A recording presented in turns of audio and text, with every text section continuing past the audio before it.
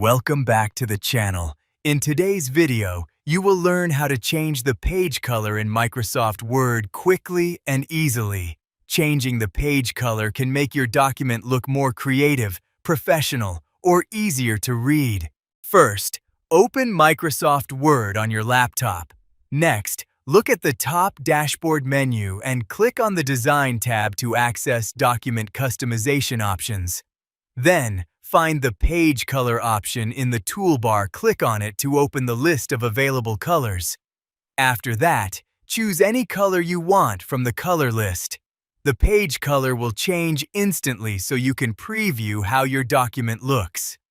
If you want to use a custom color, click on More Colors at the bottom of the color menu. A new window will appear with more color settings. Next, click on the Custom tab inside the color window. Here you can manually enter a hex color code to get the exact color you want for your page. Then, type your hex color code carefully in the correct field. After entering the color, click on OK to apply the custom page color to your document. Finally, check your document to make sure the new page color looks the way you want. If this video helped you, please subscribe to the channel, like the video,